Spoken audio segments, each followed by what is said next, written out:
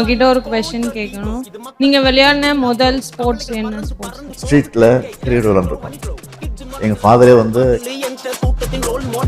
நீங்கள் ப்ரெஷரைஸ் சுச்சுவேஷன்ஸில் எப்படி ஹேண்டில் பண்ணுங்க? 14 வயசுலேயே அரசியலில் இறங்கிட்டேன். அப்போலேருந்து எனக்கு டென்ஷன் தான். டி ராஜேந்திர சன் இருக்கார், அவர் சிலம்பரசன், அவர் ஆப்போசிட் டீம் விளையாண்டாரு. கவர்மெண்ட் எப்படி செஞ்சால் இன்னும் நல்லா இருக்கும் அப்படிங்கிற யோசனை கூட நீங்கள் சொல்லலாம். யாரும் பயப்படாமல் கூச்சப்படாமல் சொல்லுங்கள். அக்வாட்டிக் ஸ்டேடியம் மட்டும் எல்லா டிஸ்ட்ரிக்ட்லேயும் கொஞ்சம் நிச்சயமாக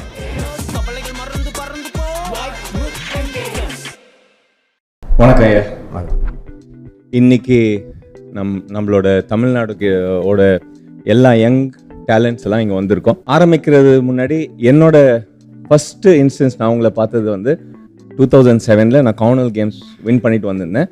கலைஞர் ஐயா கிட்ட ஹை கேஷ் இன்சென்டிவ் முதல் முறையாக வாங்கும்போது நீங்களும் இருந்தீங்க. அந்த ஒரு ஸ்டார்டிங் பாயிண்ட்லேருந்து இந்த லாஸ்ட் ஒரு 3-4 வருஷத்தில் எல்லா வெவ்வேறு ஸ்போர்ட்டையும் நம்ம தமிழ்நாடு வந்து ஒரு வேர்ல்டு மேப்பில் எடுத்துகிட்டு வந்திருக்கீங்க. ஸோ முதல்ல அதுக்கு ஒரு மிகப்பெரிய நன்றி உங்களுக்கு எங்கள் சார்பாக. இந்த யங் டேலண்ட்ஸ் கிட்ட சில கேள்விகள் இருக்குது. ஸோ அவங்க உங்களை கேட்க போகிறாங்க சில கேள்விங்க. உங்களையெல்லாம் சந்திக்கிறத நான் முயற்சி அடைக்கிறேன். ஏதோ நீங்கள் வந்து சில கேள்விகளை என்னிடத்துல கேட்க போகிறீங்கன்னு சொன்னார். கேள்விகளை கேளுங்க, முடிஞ்ச வரைக்கும் நான் பதில் சொல்கிறேன், கேட்கலாம். உங்கள் சின்ன வயசில் உங்களுக்கு ரொம்ப பிடிச்ச ஸ்போர்ட்ஸ் பிளேயர் யார் சார்? பார்த்து மோட்டிவேட் ஆன ஸ்போர்ட்ஸ் பிளேயர் சின்ன வயசுலையா? ஆமாம் சார். கிரிக்கெட்டை பொறுத்த வரைக்கும் கபில் தேவ் எனக்கு ரொம்ப பிடிக்கும். ஏன்னா அவர் சாதாரண குடும்பத்தில் பிறந்து படிப்படியாக வளர்ந்து முன்னுக்கு வந்தவர். அவர் அது மட்டும் இல்லாமல் இந்தியாவுக்கே வேர்ல்டு கப்பை வாங்கி கொடுத்த முதல் ஒரு கேப்டனாக இருந்தவர் கபில் தேவ். அதனால் ரொம்ப பிடிக்கும் எனக்கு.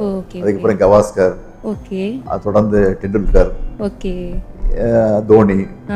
இப்போ இருக்கிற இளைஞர்கள் தமிழ்நாட்டை பொறுத்த வரைக்கும் நிறைய இளைஞர்கள் வந்து கிரிக்கெட்ல வந்துட்டு இருக்கிறாங்க, மற்றதுலேயே வந்துகிட்டு இருக்கிறாங்க. நீங்களும் வந்துகிட்டு இருக்கிறீங்க. அதனால எல்லாரையும் பிடிக்கும் எனக்கு. சார், உங்களை பார்த்ததில் எனக்கு ரொம்ப சந்தோஷம். தமிழ்நாடு விளையாட்டு வீரர்களில் யாருடைய விளையாட்டு கேட்குறீங்க? நீங்களாம் தமிழ்நாட்டு வீரர்கள் தான். இல்லை குறிப்பிட்டு நான் சொன்னால் மற்றவங்களுக்கு கோபம் வந்துடும், மனசை கஷ்டமாகலாம். இருந்தாலும் நான் சொல்ல முடியாது. எல்லாருடைய விளையாட்டும் பிடிக்கும். தமிழ்நாட்டை சார்ந்த அத்தனை பேரும் சிறப்பு விளையாடி இந்த நாட்டுக்கு, குறிப்பாக தமிழ்நாட்டுக்கு, இந்தியாவுக்கு பெருமை தேடி தர வேண்டும் என்பது தான் என்னுடைய வேண்டுகோள், என்னுடைய ஆசையும் தான். நீங்கள் விளையாடின முதல் ஸ்போர்ட்ஸ் என்ன ஸ்போர்ட்ஸ்? ஹாக்கி ஸ்கூலில் படிக்கும்போது ஹாக்கியில் ஒரு டீமில் இருந்தேன் நான். எம்சிசி ஸ்கூலில், மெட்ராஸ் கிறிஸ்டின் காலேஜ் ஸ்கூலில் சென்ட் பீச் ஸ்கூலோட மேட்ச் நடக்கும்போது அதில் விளையாண்டுருக்கேன். அதனால் ஹாக்கியும் பிடிக்கும், கிரிக்கெட்டும் பிடிக்கும். அதுதான் விரும்பி விளையாடுறது உண்டு. வணக்கம் ஐயா, என் பேர் காசிமா. நான் சென்னையில் second year justice Basheer Sayed Ahmed காலேஜில் படித்தேன். 23 நான் வந்து 2024 6th வேர்ல்ட் கப் கேரம் டோர்னமெண்ட்டில் 3 கோல்டு மெடல் வின் பண்ணிக்கு இந்தியாவுக்கும் தமிழ்நாட்டுக்கும் சென்னைக்கும் பெருமை சேர்த்து கொடுத்தது ரொம்ப ஹாப்பியாக இருக்குது. எனக்கு 2 நாள் தான் இருந்தது போகிறதுக்காக. எங்கள் அப்பா ஒரு ஆட்டோ டிரைவர். அந்த நேரத்தில் எனக்கு கட்ட முடியல. அந்த நேரத்தில் சாம்பியன் ஃபார்ம் SDATயில் அப்ளை பண்ணி 1 டே கூட ஆகலை. எனக்கு 1.5 லட்ச ரூபா கொடுத்து அமெரிக்காவுக்கு போக வச்சுருந்தீங்க. போயிட்டு வந்ததுக்கு அப்புறமாவும் எனக்கு ஊக்கத்தொகையாக 1 கோடி ரூபா கொடுத்துருக்கீங்க. நீங்கள் வாழ்த்தலைன்னா நான் எங்கள் அப்பா இன்னைக்கு வரைக்கும் ஒரு ஆட்டோ டிரைவராக தான் இருந்திருப்பார். நாங்களும் வெளி உலகத்துக்கு தெரிய வந்திருக்க மாட்டோம் சார். ஒரு சட்டசபையில் வந்து நீங்கள் சொல்லியிருந்தீங்க சார், 1 காசிமா இல்லை 100 காசிமா உருவாகணும்ன்ட்டு. இந்த வருஷம் கீர்த்தனா வந்து எங்கள் கிளப்பில் 13 வருஷமாக ப்ராக்டிஸ் பண்ணி 3 கோல்டு மெடல் வின் பண்ணியிருக்காங்க. இந்த மாதிரி நாங்கள் வின் பண்ணிட்டு வந்ததுக்கு காரணம் நீங்கள் தான். நீங்கள் வந்து என்னை வெளி உலக தெரிஞ்சதுனால இன்னைக்கு என்னுடைய ஸ்டோரி வந்து ஒரு மூவியாக வந்து ரிலீஸ் ஆக போகுது சார். த கேரம் குயின் சொல்லிட்டு என்னுடைய மூவி வந்து இப்போது போயிட்டுருக்கு. இது வந்து ரொம்ப ஹாப்பியாக இருக்குது சார். கண்ணகி நகரில் கார்த்திகா வந்து சொல்லியிருந்தாங்க, அந்த ஏரியா தான் என்னன்ட்டே தெரியாது. இன்னைக்கு வந்து கண்ணகி நகர்னாலே கார்த்திகான்னு சொல்லிட்டு தெரிய வச்சிருக்கீங்க. இது யாருமே இல்லை அப்படின்ட்டு இருந்த நேரத்தில் இப்போ வந்து நீங்கள் இருக்கீங்க, நாங்கள் வின் பண்ணுவோம்னு சொல்லிட்டு எல்லாருமே போயிட்டு இருக்காங்க. கண்டிப்பாக நாங்களும் வந்து அடுத்த வர வேர்ல்ட் கப்லேயும் வந்து கண்டிப்பாக தமிழ்நாட்டு சார்பாகவும் சென்னை சார்பாகவும் நாங்கள் கண்டிப்பாக வின் பண்ணிட்டு வருவோம் சார். ரொம்ப நன்றி சொல்லிக்கிறேன். நீங்கள் ஃபன்னாக ஜாலியாக ஃபன் கேம்ஸ் இல்லை ஏதோ ஒன்று ஜாலியாக ஹாபி மாதிரி விளையாடுறது யார் கூட சார் விளையாடுவீங்க? நான் இப்போ விளையாடுறதுக்கு வாய்ப்பு இல்லை, ஆனால் வாய்ப்பு கிடைச்சா விளையாடுவேன். அதில் சந்தேகம் கிடையாது. அது ரொம்ப ஆசை எனக்கு. எங்கேயாவது ரோட்டில் கிரிக்கெட் விளையாட பார்த்தா நானே போய் பேட்டை பிடிச்சி அவங்கள விளையாடிட்டு வந்திருக்கிறேன். நான் சின்ன பிள்ளையாக ஸ்கூலில் படிச்சுட்டு இருக்கும்போது ஸ்ட்ரீட்டில் கிரிக்கெட் விளையாண்டுருக்கோம். எங்கள் ஃபாதரே வந்து கிரிக்கெட் விளையாண்டுருக்காரு தலைவர். அவருக்கு நம்ம போலிங்லாம் போட்டிருக்கேன். நான் வந்து போலர் எனக்கு. அதில் ஆஃப் ஸ்பின் தான் நல்லா போடுவேன் நான். அது மட்டும் இல்லாமல் ஸ்கூலில் படிக்கும்போது பார்த்தீங்கன்னா புக் கிரிக்கெட் விளையாடுவோம். நீங்கள் பார்த்துருப்பீங்க, அந்த புக்கு பேஜ் திருப்பும் போது 6:56 வந்தால் 6 சிக்ஸரு 4 ஒரு 0 வந்து அவுட்டு. உங்களுக்கு தெரியும், எனக்கு பல பேர் தெரிஞ்சிருக்கும். அந்த மாதிரி விளையாண்டுருக்கோம். கிளாஸ் நடந்துகிட்டு இருக்கோம், நான் பாட்டு பசங்க விளையாண்டுட்டு போதேன். அதெல்லாம் ஞாபகம் வரும் எனக்கு. கிரிக்கெட் அந்த அளவுக்கு பைத்தியமாக இருந்தவன் நான் கிரிக்கெட்டில். Actors, cinema actors cricket match போட்டு சேப்பாக்கில் அதுக்கு நடந்த மேட்ச்சில் நான் கலந்துக்கிட்டப்போ நான் என்னோட டீமில் எங்கள் சினிமா நடிகர் டீமில் வந்து நான் வந்து போலராக என்னை செலக்ட் பண்ணியிருந்தாங்க. 3 விக்கெட் எடுத்தப்போ. அப்படியா சார்? ஆமாம். அதை பற்றி கொஞ்சம் ஏதாவது சொல்லுங்கள் சார். டி ராஜேந்திர சன் இருக்கார், அவர் சிலம்பரசன். அவர் ஆப்போசிட் டீம் விளையாண்டாரு. நடிகர் நெப்போலியன் விக்கெட்டு. இன்னொருத்தர் சரியாக போல 3 விக்கெட் எடுத்தாங்க. எல்லாம் ஆஃப் பிரேக் போட்டு தான் எடுத்தேன். ரொம்ப நல்லா சார். அடுத்த 10 ஆண்டு காலத்தில் தமிழ்நாடு விளையாட்டுத்துறை எந்த நிலையில் இருக்கும்னு நினைக்கிறீங்க? இப்போ வந்து நான் என்னுடைய தலைமையில் ஆட்சிக்கு வந்து 4 வருஷம் ஆச்சு. இந்த ஆட்சிக்கு வந்ததுக்கு பிறகு எல்லா துறையிலையும் இன்றைக்கி வந்து முன்னேறிட்டு வரோங்கிறது உங்களுக்கே தெரியும். எல்லா துறையும், குறிப்பாக கல்வித்துறை, அந்த மாதிரி இன்றைக்கி விளையாட்டுத்துறையிலையும் எல்லா மாநிலத்தையும் மிஞ்சக்கூடிய அளவுக்கு நம்ம வந்துக்கிட்டு இருக்கிறோம். அதனால தான் விளையாட்டுத்துறைக்காக உதயநிதியை வந்து நான் அமைச்சராக்கி அவர் வந்து இதில் இன்ட்ரெஸ்ட் காட்டி அவர் நல்லா ஸ்பீடாக பண்ணிகிட்டு இருக்காரு. உங்களுக்கே தெரியும், நல்ல பாராட்டு அவர் வாங்கிட்டு இருக்காரு. தொடர்ந்து அவர் துணை முதலமைச்சர் அவரை அந்த பொறுப்பையும் கொடுத்துருக்குறோம். அதனால் இப்போ எல்லா ஸ்டேட்டோட தொடர்பு கொண்டு, ஸ்டேட்டோட மட்டும் இல்லை, வெளிநாட்டில் இருக்கிற அந்த விளையாட்டு துறையோட தொடர்பு கொண்டு இன்றைக்கி வெளிநாட்டில் சார்ந்த ஹாக்கி மேட்ச் நடக்குது, வெளிநாட்டில் வந்து கலந்துக்கிறாங்க. அதனால் இப்போ சிறப்பாக வந்துக்கிட்டு இருக்கு இந்த ஆட்சியை பொறுத்த வரைக்கும். இது தொடரும் என்ற நம்பிக்கை எனக்கு இருக்குது.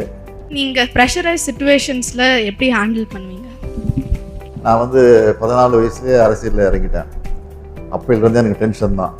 அப்போலேருந்து ஏதாவது ஒரு டென்ஷனான செய்தி வந்துட்டு இருக்கான். அதனால் பழகி போச்சு எனக்கு. அதனால் அதை பற்றி கவலைப்படுறதில்லை. நான் பாட்டுக்கு போயிட்டுருக்கிறேன். இல்லை அந்த ப்ரெஷர் வரும்போது புக் எடுத்து படிக்க ஆரம்பிச்சுப்பேன், டிவி பார்ப்பேன், ரேடியோ கேட்பேன், பாட்டு கேட்பேன். அப்படி இல்லைன்னா நடந்து வாக்கிங் பண்ண ஆரம்பிச்சிடுவேன். இதுதான் எனக்கு. வணக்கம் சார், என் பேர் மனோஜ். நான் மதுரை மாவட்டத்துலேருந்து வரேன். நான் இப்படி மாற்றுத்திறனாளியாக பிறந்துட்டேன்னு எங்கள் ஊர்லேயும் எங்கள் ஸ்கூல்லேயும் எங்கள் டீச்சர் யாருமே எனக்கு எந்த விளையாட்டு போட்டிக்குமே அலோவ் பண்ண மாட்டாங்க. இவனுக்கு அடிபட்டுரும், இவன் வந்தால் கீழே விழுந்துருவான், ஸோ அதுக்கு நம்ம தான் பொறுப்பேற்றுக்கிறோம்ட்டு என்னை ஒதுக்கி தான் வச்சுருந்தாங்க. ஸோ நம்ம குறையா பிறந்துட்டோம், நீ நம்ம ஒன்றும் பண்ண முடியாது, இதை வச்சு நம்ம எப்படி நம்ம முன்னேற போகிறோம்னு நினச்சி நானாகவே தான் ப்ராக்டிஸ் பண்ணிக்கிட்டு இருந்தேன். ஸோ அப்படி ப்ராக்டிஸ் பண்ணிக்கும்போது 2011 எனக்கு ஒரு வாய்ப்பு கிடச்சிச்சு. மாற்றுத்திறனாளிக்கும் தனி விளையாட்டு போட்டின்னு ஒரு வாய்ப்பு கிடச்சி. ஸோ அதில் பார்ட்டிசிபேட் பண்ணி நான் கோல்டு மெடல் பண்ணேன். ஸோ அதிலிருந்து இப்போ வரைக்கும் நான் தான் நேஷ்னல்ஸ்லேயே ஷார்ட் புட்டில் கரண்ட் நேஷ்னல் ரெக்கார்டு ஹோல்டரு. 2023 ஜெர்மனிக்கு போகிறதுக்கு வாய்ப்பு கிடச்சிச்சு. பட் எனக்கு போகிறதுக்கு நிதி இல்லை. அப்போ நம்ம எம்எஸ்ஆர்ட்ட போய் ஒரு ரெக்வஸ்டேஷன் வச்சோம், சார் இப்படி நாங்கள் போகிறோம் சார்னா அவர் உடனே நம்ம டெப்டி சிஎம் சார்ட்ட சொல்லி 2 நாள்லேயே எங்களுக்கு அமௌண்ட் சேங்ஷன் பண்ணி கொடுத்துட்டாங்க சாம்பியன்ஷிப் ஃபவுண்டேஷன்லேருந்து. அதுலேருந்து சாம்பியன்ஷிப் ஃபவுண்டேஷன் மட்டும் 22 லட்ச ரூபா கேஷ் வாங்கியிருக்கேன். உண்மையிலே இந்த கவர்மெண்ட் ரொம்ப சிறப்பாக பண்ணிகிட்டு இருக்காங்க. ஸ்போர்ட்ஸ்லாம் என் லைஃப் ரொம்ப மோசமான நிலைமையில தான் போயிருக்கோம். இந்த ஸ்போர்ட்ஸால தான் எனக்கு ஒரு லைஃப்பில் அடுத்த விஷயன்றது ஜாபும் கொடுத்துட்டாங்க. அப்புறம் கல்யாணமும் நடந்துச்சு. அந்த கல்யாணத்துக்கும் நம்ம டெப்டி சிஎம் சார் வந்து என் வீட்டுக்கே வந்து என் கல்யாணத்தையும் அவர் வீட்டு கல்யாணம் மாதிரி நடத்தி கொடுத்தாங்க. இப்போ பெண் குழந்தை பிறந்திருக்கு சார். எங்கள் ஊர் சைட்லாம் பெண் குழந்தைன்றது பிறந்தோம்னா ஒரு மாதிரி தான் பார்ப்பாங்க, ஏன் பெண் குழந்தைன்னு நினைப்போம். ஆனால் வெல்லும் பெண்கள் நிகழ்ச்சியை பார்த்து உண்மையில் ரொம்ப சந்தோஷமாக இருந்துச்சு. இப்போ நான் எங்கள் ஊரில் போய் சொல்லுவேன், எனக்கு உண்மையில் எங்கள் கவர்மெண்ட் என்னை என் பொண்ணை பார்த்துக்கணுன்றதை நான் தைரியமாக போய் சொல்லுவேன். நான் இது வரைக்கும் இந்த கவர்மெண்ட்லேருந்து மட்டுமே 50 லட்ச ரூபா ஹை கேட்ச் இன்சென்டிவ் மட்டும் வாங்கியிருக்கேன். அது மட்டும் இல்லாமல் எனக்கு இந்த கவர்மெண்ட் வந்து 3% ஸ்போர்ட்ஸ் கோட்டாலே அப்பாயின்மெண்ட் போட்டு கொடுத்துருக்காங்க. உண்மையிலே எனக்கு ரொம்ப சந்தோஷமாக இருக்குது சார். கல்வியில் சேர்ந்த தமிழ்நாட்டில் பேசுனீங்க? ஆமாம் சார், நான் தான் சார். உங்களுக்கு தோனி சார் கிட்ட பிடிச்ச குவாலிட்டி என்னங்க சார்? தோனிக்கிட்டயா? ஆமாங்க சார். தோனியுடைய கேப்டன்ஷிப் ரொம்ப பிடிக்கும். காரணம் வந்து ரொம்ப ஸ்மைலாக, ஸ்வீட்டாக, ஸ்மார்ட்டாக, சைலண்ட்டாக, எந்த வித டென்ஷன் ஆகாமல் அவர் கேப்டன்ஷிப் பண்ணுறாரு பாருங்க, அது ரொம்ப பிடிக்கும். பெரிய வழிகாட்டியாக இருக்கிறார். இவ்வளோ வயது கடந்து போனாலும் இன்னும் அவர் வந்து விளையாடணும் அப்படின்னு சில ரசிகர்கள் வந்து ஆர்வத்தோடு காத்துட்ருக்காங்க பாருங்க, அதுதான் காரணம். ஸோ இப்போது தோனி சார் வந்து உங்களோட கம்பேர் பண்ண முடியுமா சார்? என்னுடைய அந்த கூல்னஸ், காம்னஸ் முயற்சி பண்ணலாமே தவிர கம்பேர் பண்ண முடியாது. முயற்சி பண்ணலாம், அவர் பண்ணுறாரு சார். இல்லை அவர் மாதிரி இருக்கணும், நான் முயற்சி பண்ணாங்க, நான் பண்ணுறேன். சோஷியல் மீடியாவில் நாங்கள் நிறைய நான் பர்சனலாக நிறையா பார்க்குறது என்னென்னா, இப்போது இந்தியாவோ இல்லை ஏதாவது பெரிய லெவல் பிளேயரோ ஏதாவது டோர்னமெண்ட் வின் பண்ணிட்டு வந்தாங்கன்னா ஃபஸ்ட்டு நீங்கள் தான் வந்து முன்னுக்கு வந்து அப்ரிஷியேட் பண்ணுறீங்க. அந்த மாதிரி உங்களுக்கு இன்ட்ரெஸ்ட் எங்கேருந்து சார் வந்துச்சு, எப்போ வந்துச்சு? அதாவது அரசின் சார்பில் கவர்மெண்ட் வந்து நீங்கள் போய் பல்வேறு மாநிலங்களில் பல விளையாட்டு போட்டிகளில் கலந்துக்கணும்னு சொல்லி அதுக்காக செலவு பண்ணி அது உங்களை ஊக்கப்படுத்துறதுக்கு உற்சாகப்படுத்தி அனுப்பிச்சி வைக்கிறோம், ட்ரைனிங்க்கு அனுப்புகிறோம். அதெல்லாம் பண்ணிட்டு நீங்கள் வரும்போது ஜெயிச்சுட்டு வரும்போது எனக்கு அதோட வேறு மகிழ்ச்சினா இருக்குது. அந்த மகிழ்ச்சியை பகிர்ந்துக்கிறதுக்கு தான் உடனடியாக மெசேஜ் போடுறோம், ட்விட்டரில் போடுறோம், அதுதான் வாழ்த்து சொல்கிறோம். இந்த டேர்மில் வந்து நிறைய ஸ்கீம்ஸ் நிறைய இன்க்ரீஸ் பண்ணியிருக்கீங்க சார். ஒலிம்பிக் லெவல், இன்டர்நேஷ்னல் லெவலில் விளையாடும்போது elite sports person scheme, means வந்து நேஷ்னல் லெவலில் விளையாடுறாங்க, ஸ்டேட்டு டிஸ்ட்ரிக்டில் நல்லா விளையாடுறவங்க சாம்பியன்ஸ் டெவலப்மெண்ட் ஸ்கீம் CDS அப்படின்ற இந்த 3 ஸ்கீம் இருக்குது. ஸோ என்னோட ட்ரீம் வந்து நம்ம தமிழ்நாட்டிலேருந்து ஒரு ஒலிம்பிக் மெடல் அங்கே அந்த 2036 கேம்ஸில் வரும். இதுக்கு முன்னாடி விளையாட்டுத்துறையை பொறுத்த வரைக்கும் கடந்த பல ஆட்சி காலகட்டங்களில் 10ஓட 11 அத்தோட இது ஒன்றா இருந்தது. இப்போது திமுக ஆட்சிக்கு வந்ததுக்கு பிறகு, அதுவும் குறிப்பாக விளையாட்டுத்துறை அமைச்சராக உதயநிதி அவர்கள் பொறுப்பேற்றுக்கிட்ட பிறகு இதுக்கு எவ்வளோ முக்கியத்துவம் கொடுத்துட்ருக்குங்கிறது எல்லாருக்கும் தெரியும். அதாவது நிதி கொடுக்கறதுக்காக, செலவு பண்ணதுக்காக இல்லை, அவங்க ஊக்கப்படுத்தி உற்சாகப்படுத்தி அனுப்பிச்சி வச்சு வெற்றியோடு வரும்போது அது எங்களுக்கு ஒரு பெருமையாக இருக்குது. அது மட்டும் இல்லாமல் நீங்கள் பார்த்தீங்கன்னா எல்லா மாநகராட்சியிலையும், தமிழ்நாட்டில் இருக்கக்கூடிய எல்லா மாநகராட்சியிலையும் ஸ்டேடியம் கட்டுறதுக்கு திட்டமிட்ட வேலை நடந்துக்கிட்டு இருக்கு. பல மாவட்டங்களில் நடந்துக்கிட்டு இருக்கு, இப்போ முடிய போகுது. அதே மாதிரி 234 சட்டமன்ற தொகுதியிலையும் ஒவ்வொரு கிரிக்கெட் ஸ்டேடியம், ஃபுட்பால் ஸ்டேடியம், பொதுவான ஸ்டேடியம் கட்டணும்னு சொல்லி, கிரிக்கெட் விளையாட்டு ஸ்டேடியம் கட்டணும்னு சொல்லி அதையும் அறிவிச்சுட்டு அதற்கான முயற்சி நடந்துட்டு படிப்படியாக அதுவும் நிறைவேற போகுது. இதெல்லாம் நிறைவேற போது நிச்சயமாக தமிழ்நாட்டில் இல்லை, இந்தியாவிலே மட்டும் இல்லை, உலக அளவிலேயே இது ஒரு பெரிய அளவுக்கு நம்முடைய விளையாட்டுத்துறை இருக்குங்கிற நம்பிக்கை எங்களுக்கு இருக்குது. சார், நம்ம தமிழ்நாட்டில் நிறைய இன்டர்நேஷ்னல் லெவலில் டோர்னமெண்ட் நம்ம பண்ணிகிட்ருக்கோம். நிறைய பேர் சொல்கிறாங்க தமிழ்நாட்டில் நல்லா பண்ணிகிட்ருக்காங்க அப்படின்னு சொல்கிறாங்க. எப்படி சார் இதில் உங்களுக்கு இன்ட்ரெஸ்ட் வந்துச்சு பண்ணலாம் அப்படின்ட்டு? எல்லா துறையிலையும் நம்ம முன்னுக்கு வர மாதிரி இந்த துறையிலையும் முன்னுக்கு வரணுங்கிற ஆசை தான். அவங்களை நம்பி மக்கள் வந்து நம்ம இடத்துக்கு பொறுப்பை படைச்சிருக்கிறாங்க. அந்த மக்களுக்கு நம்ம நல்லது செய்யணும், திட்டங்களை கொண்டு வரணும், சாதனைகளை படைக்கணும். மற்ற மாநிலங்கள் நம்ம மாநிலத்தை பார்த்து பின்பற்றணும். நம்ம வந்து பல மாநிலங்கள் வந்து முன்னால் இருக்க விளையாட்டுத்துறையில் அப்படிங்கிற போது நமக்கே ஒரு ஆதங்கம் ஏற்படுது. அந்த மாநிலம் நல்லா இருக்க, ஏன் நம்ம மாநிலம் வரக்கூடாது அப்படிங்கிற ஆதங்கம் வந்து ஆரம்பத்துலேருந்து எனக்கு உண்டு. அந்த அடிப்படையில் தான் அந்த உணவு வந்துச்சு. அந்த அடிப்படையில் தான் இன்றைக்கி வந்து செஞ்சுக்கிட்டு இருக்கோம். வணக்கம் சார். என்னோட கேள்வி என்னன்னா, இப்போ தமிழ்நாட்டில் இருக்கிற யங் ஸ்போர்ட்ஸ் பர்சனுக்கு ஒரு மெசேஜ் சொல்லணும்னா என்னங்க சார் சொல்லுவீங்க? நான் இப்போ இங்கே இந்த ஃபங்க்ஷன் வரும்போது பார்த்துட்டே வந்தேன். ஒரு 25 இடத்துலையாவது 25 பேராவது ஃபோனை பார்த்துக்கிட்டே பிளாட்ஃபார்ம் நடந்து போயிட்டுருக்குறாங்க. அப்படிப்பட்ட இளைஞர்கள் வந்து அதில் அதிகம் கவனம் செலுத்துறதை விட ஓய்வு கிடைக்கிற போது, வாய்ப்பு கிடைக்கிற போது விளையாட்டுத்துறையிலையும் அதிக கவனம் செலுத்தணும் அப்படிங்கிறது ஆசை எனக்கு. நாங்கள் முழு அரசியல்வாதியாக நான் இருக்கிறேன், உங்களுக்கு தெரியும். அப்படிப்பட்ட அரசியல்வாதிகள் எத்தனையோ தோல்விகளை நாங்கள் சந்திச்சிருக்கிறோம். ஆக அந்த தோல்வியை கண்டு துவண்டு விடக்கூடாது. அந்த தோல்வியை படிக்கட்டாக நினச்சிக்கிட்டு நம்ம அதில் ஏறி தான் போயிட்டுருக்கணும். அது மாதிரி தான் விளையாட்டு வீரர்களை பொறுத்த வரைக்கும் ஏதாவது வெற்றி பெற முடியலையே அப்படிங்கிற ஆதங்கம் வந்துடக்கூடாது, ஏக்கம் வந்துடக்கூடாது. அதை விடாமுயற்சியாக நீங்கள் பண்ணி இந்த அளவுக்கு வெற்றி வந்திருக்கிறீங்க. அதே போல் மற்ற வீரர்களும், வரக்கூடிய விளையாட்டு வீரர்களும் அதையே பின்பற்ற வேண்டும் என்பதுதான் என்னுடைய ஆசை. நீங்கள் இவ்வளோ கேள்வி கேட்டீங்க, நான் உங்கள்கிட்ட 2-3 கேள்வி கேட்குறேன். ஒன்றும் பெரிய கேள்வி இல்லை. விளையாட்டு வீரர்களாக வரணுங்கிறதுக்கு என்ன அட்வைஸ் கொடுக்குறீங்க அந்த விளையாட்டு வீரர்களுக்கு? இந்த இடத்துக்கு நீங்கள் எப்படி வந்திருக்கிறீங்க, இதை வந்து நீ எப்படி மற்றவங்களுக்கு சொல்கிறீங்க? நான் 22 வருஷமாக ஃபுட்பால் விளையாண்டுருக்கேன். எனக்கு 11 வயசில் நான் ஸ்டார்ட் பண்ணேன். ஸ்கூல் பிடி டீச்சர்ஸுங்க தான் எனக்கு சொல்லிக் கொடுத்தாங்க. என்னோட கோச் மிஸ்டர் எஸ் மாரியப்பன், அவங்க தான் எனக்கு கோச் பண்ணாங்க. ஸ்கூல் பிடி டீச்சராக இருந்து சொல்லிக் கொடுத்தாங்க. ஆனால் இப்போ இருக்கிறது பார்த்தோன்னா ஒரு டிஸ்ட்ரிக்ட்லேயுமே நல்ல ஸ்டேடியம்ஸ் இருக்குது, நிறைய எக்ஸ்பீரியன்ஸ்டு கோச்சஸ் இருக்காங்க. அந்த மாதிரி இருக்கும்போது இந்த காலத்து பிள்ளைங்க ரெகுலர் ப்ராக்டிஸ் பண்ணுறது, டிசிப்ளினாக இருந்தால் ஒலிம்பிக்ஸில் வந்து நிறைய மெடல்ஸ் அடிக்கிறதுக்கான நிறைய வாய்ப்புகள் இருக்குது. அதுக்காக தான் நாங்கள் எல்லாருமே ரொம்ப ஆசைப்படுறோம் சார். இந்த யங்ஸ்டர்ஸ் வந்து இந்த ஃபோனை பார்த்து அதிலே டைம் வேஸ்ட் பண்ணி போயிட்டு இருக்காங்க. அவங்களுக்கு என்ன அட்வைஸ் பண்ணுறீங்க? ஃபோன்லேருந்து நாங்கள் சின்ன வயசுலேருந்து என்னோட ரொட்டீன் எப்படி இருந்திருக்குன்னா, ஸ்கூலுக்கு போகணும், வந்துட்டு கிரவுண்டுக்கு போகணும், ப்ராக்டிஸ் முடிச்சுட்டு வரணும், அடுத்த நாள் ஹோம்ஒர்க் பண்ணுறது, திருப்பி காலைல எழுந்து ப்ராக்டிஸ் போகிறது, ஸ்கூலுக்கு போகிறது, இப்படி தான் என்னோடய ரொட்டீன் 13 வருஷமாகவே இருந்திருக்கு. ஸோ நம்ம ஒரு விஷயத்தை நினச்சி டெடிக்கேட்டடாக ஹார்ட் ஒர்க் பண்ணோன்னா கண்டிப்பாக அதை அச்சீவ் பண்ண முடியும். ஸோ நான் எல்லாருக்குமே அதான் சொல்ல விரும்புகிறேன். நீங்கள் எவ்வளோ ஸ்ட்ரகிள்ஸ் வந்தாலும் குவிட் பண்ணாமல் உங்கள் ட்ரீம்ஸை நோக்கி ஹார்ட் ஒர்க் பண்ணிகிட்டே இருங்க. கண்டிப்பாக ஒரு நாள் சக்ஸஸ் ரீச் பண்ணிடுவீங்க. இப்போ பண்ணியிருக்கிற அரசு கவர்மெண்ட் உங்களுக்கு இவ்வளோ சப்போர்ட்டாக பண்ணியிருக்கு. இதை விட நீங்கள் வேறு ஏதாவது அதிகமாக எதிர்பார்க்குறீங்களா? கவர்மெண்ட் எப்படி செஞ்சால் இன்னும் நல்லாயிருக்கும் அப்படிங்கிற யோசனை கூட நீங்கள் சொல்லலாம். யாரும் பயப்படாமல் கூச்சப்படாமல் சொல்லுங்கள். நீங்கள் பண்ணுற எல்லாமே உண்மையாக ரொம்ப நல்லா இருக்குங்க சார். எங்களுக்கு எல்லா ஸ்கீம்ஸுமே ரொம்ப அருமையாக பண்ணுறீங்க.